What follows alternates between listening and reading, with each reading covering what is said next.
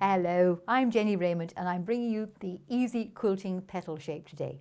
This is a super little template because if you cut out 8 of these, they can be used to make a wonderful scalloped flower. If we look at the quilt behind me, you can see that I've used the scallop in the centre. And indeed, I use the circle cut template to make the little Suffolk puff or yo-yo I've got in the very middle there.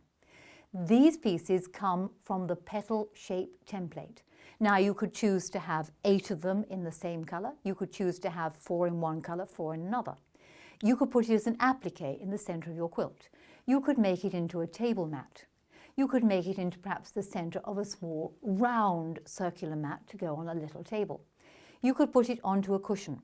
And because the template itself is made of a clear see-through perspex, you can actually fussy cut. So you can place it on the material and cut out exactly the piece of fabric you get. So you can see I've got the same flower in the same place all the way round.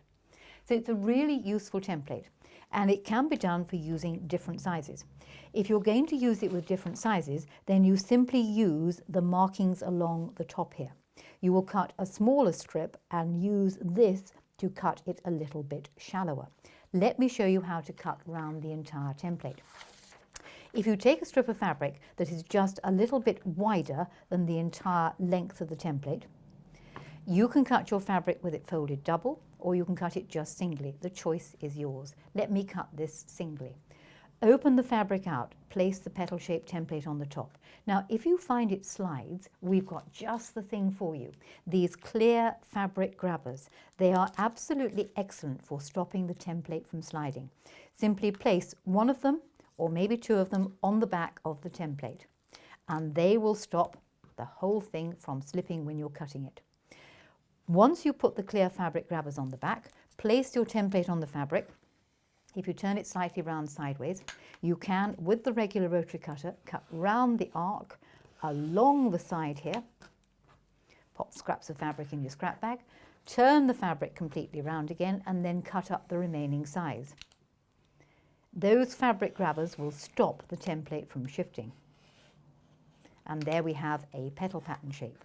To do the complete design, you will need 8 of them. Now, if you were going to cut out smaller shapes, allow me to show you how you can use the template to cut out smaller ones.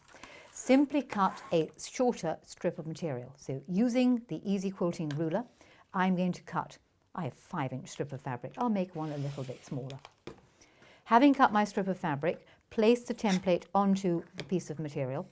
You'll see it's got nice lines on it which help you keep it lined up. Let's get it all lined up there with the 5-inch line on the top there.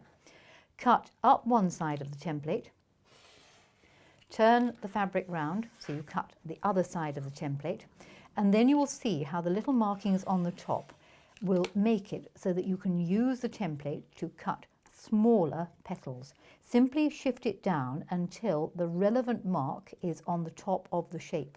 So go down, go down, go down, go down, and there we are. Brought it right down. Now I can cut the arc off and round it off like that. Make sure that the same measurement is here as is over that side. It's just round about the 4 there, and that will give me a smaller petal. So don't feel you have to have the petal pattern shape exactly the same size. You can have a multitude of sizes, and they'll all come out with a nice arced edge. If you cut 8 of them though, let me show you how easy they are to sew together. So here I have 8. I chose to have 4 in one colour and 4 in another, but of course the combination of colours is entirely and utterly up to you. And I will arrange these so the colours alternate. So I'll have a dark pink one and a lighter pink one and a dark pink one and a lighter pink one all the way round, making the entire design. So if I lie it out, you can see how effective it's going to look. And there we go. 8 of them form the complete flower. Let's pop that one in there. When it comes to sewing it together, I would suggest that you sewed it together like this. Sew them together into 4 sets of 2. To sew them together, simply take 2 of the pieces, put them right sides together. Now it will pay you to, when you do the design, to stitch all of the pieces with the same section on top. I've already started doing it. So on this particular panel, I have sewn 2 together with this colour on the top. And you want to repeat this 3 more times. When you sew them together, open them out. Now that back seam can be very lightly pressed, and this is where the EZ Quilting seam press is absolutely ideal, because that will just gently get up inside and press those seams without stretching the fabric. So sew two together to make a pair. When you've sewn the two together to make a pair, take two sets and put them right sides together. Now, because the templates are wonderfully accurate, you will be able to put these pieces together, line up your seams, and I would sew the design from the center out. So joining two of the sections together to make one half of the piece, as I have done here. And when you've finished, press your seam open and flat. Repeat with the other two pieces so you end up with the two halves. Now, if you notice, in the very center here, you can see where the seams cross over and touch. They end in a point. That little point there is the point that you want to try and get your points together when you line it up. And because of the way that the template works, you will have accuracy at that junction.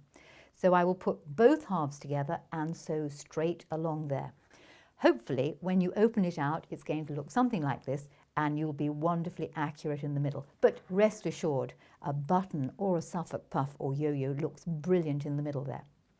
This block is now ready to be placed onto another square or used as perhaps a cushion or a quilt block. All you would have to do is to apply it and turn the raw edge under. I'm going to show you a little trick. The little trick involves using a piece of thin fabric. I've got an interfacing. If you place the interfacing on the top and you pin the two pieces together using these lovely flower head pins that we have on EZ Quilting, and the reason why the flower head pins are so absolutely superb is when you put a ruler on top for any measuring, of course the ruler doesn't cockle. So you can pin it together with a flower head pin in each of the sections. Then all you simply do is sew round the outside edge on your sewing machine or indeed by hand.